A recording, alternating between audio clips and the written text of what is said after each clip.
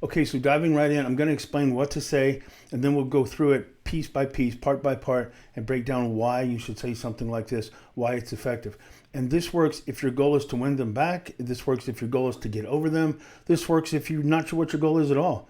Like right now, you might just know your heart and your head are a little bit at war. Your heart wants them back, but how you were treated, how you were disrespected, especially if they left you for somebody else, might leave you a little bit kind of hanging in the middle, not knowing which one of those two things to do. So you want to say something like this. Obviously, put it in your own words, but do me a favor, try not to add too much to it. A lot of times there's going to be an impulse to share insights, to share revelations, to build it up into something that turns out to be a 2 or 3 page letter or something even longer. Try to keep it minimal. That's actually part of what works. That's part of the principle for reattraction and part of what helps you kind of get your own sense of self-respect back. So normally after a breakup, it's normal for you to have resisted the breakup. So one of the questions you might ask is, what should I send this message if I already tried to talk them out of the breakup? What if I didn't do no contact immediately? Should I still send this? Yes, you should still send this, whether you did or you didn't. You say something like, listen, we both know this breakup isn't something I would have chosen. It's not something that I wanted. But now that I've had a chance to catch my breath and get my bearings and process everything you told me, I've come to realize that it's possible. Maybe you're right. Maybe we're not the best fit long term after all. As much as you mean to me, I don't want to be with somebody I have to talk into being with me. I don't want to be with somebody who's not excited about being with me. So I appreciate you being honest. I'm sure we'll both find the right person for us. And I just want you to know, no hard feelings. I'm only taking the best memory of our time together with me. So take care of yourself. So the reason you want to send that message is because the two most common mistakes people make after a painful breakup is they go one of two routes and they're both bad. One is mad and one is sad. The problem with mad and sad is that they both let the person know who broke up with you that they still have emotional weight and control of you. In other words, if you go mad or sad, chances are instinctively they know that you're still emotionally invested enough that if they wanted you back, they can have you. One of the metaphors I use quite a bit is the house and the porch metaphor. So if somebody breaks up with you, imagine that your relationship is like a house. When they're breaking up with you, they're asking you to move out of that house. If you don't want to break up, it's like you went out of the house, but you stayed on the porch. Staying on the porch is another way of saying, can we talk about this? I know we're not in a relationship more. You can't help it if somebody broke up with you. But let me pour out my heart. Or let me be very, very angry and tell you how much I hate you and keep sending you messages about how much you don't mean anything to me and how stupid you are and how you're going to regret this. Mad and sad both let them know that you're still on the porch. If you didn't care, you wouldn't be that mad. You don't get mad about losing something that you don't value. If somebody broke into my house and stole my trash, I don't care. But we think both of those, we think the mad is projecting strength. It's not. It can be projecting emotional immaturity, and it can actually be reminding and reinforcing the idea that they haven't lost you. Being sad is the same thing, but it's a different temptation. Being sad is the opposite of self-protection. It's this belief that if they knew how much I was hurting, they would know that we belong together. It's a very powerful instinct, especially if they broke up with you because they said they didn't feel valued enough. They didn't feel like you cared about them enough. Well, now that they're breaking up with you, your pain is undeniable evidence to you just how much they mean to you. So you want to share your pain. In other words, if they knew how much hurt I was feeling right now, they would know how much they mean to me. They would know how much we belong together. If they could realize that I've realized everything I didn't realize before, try to follow that. If they could understand how much I see about what I got wrong, maybe they'd come back and give us a second chance because we had a good relationship. There was just a lot of things that I didn't see until I lost them, but now I see it. So we could have the good relationship plus everything I've realized. And I've realized it because of the pain. So let me take all my revelations, all my realizations, and all my pain and lay it at their feet. And hopefully that'll be the reminder to them. That'll break them out of this spell. Neither one of those things work because after they break up with you, they have a sense of strength. They have a sense of relief. They've probably been thinking about it. They've probably been planning on it for a while.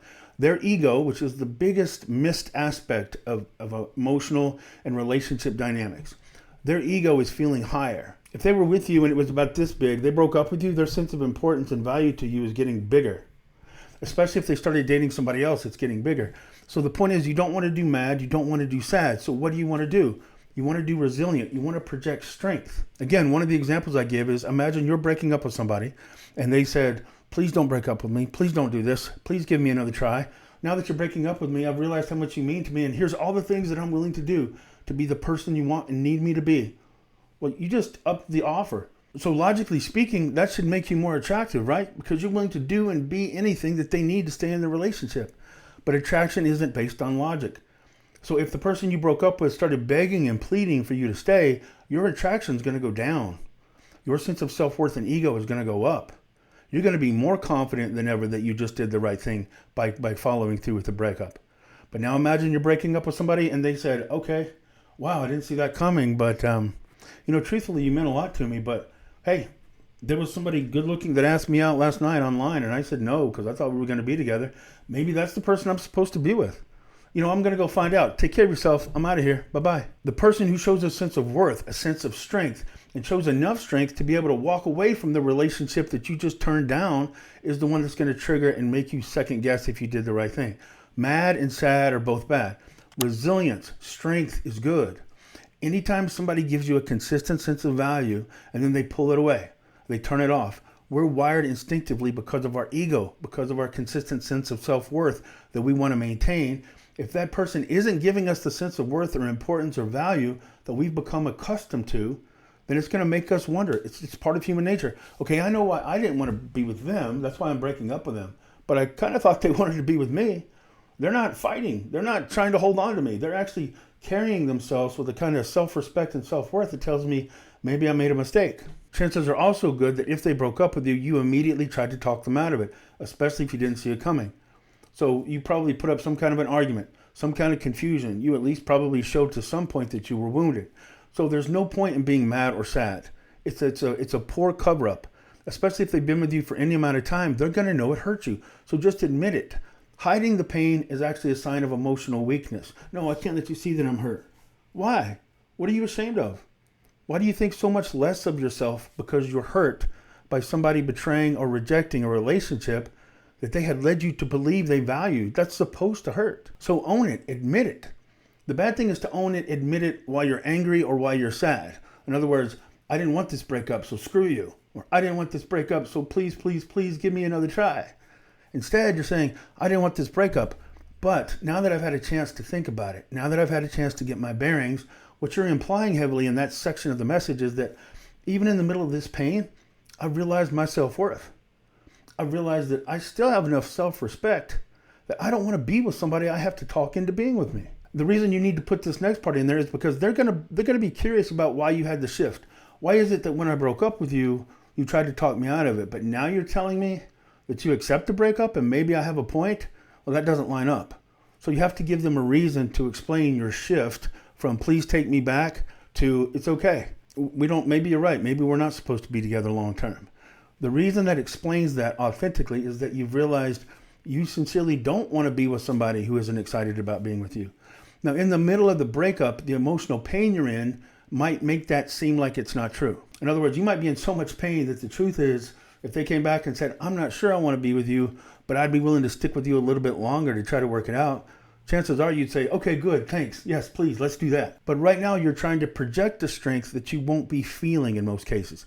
That doesn't mean it's not true, but it sounds believable. So when they ask themselves, okay, what made you shift from trying to talk me out of the breakup on Friday, and now it's Monday and you're telling me maybe I was right, maybe I had a point? What explains that shift in your reasoning and your logic?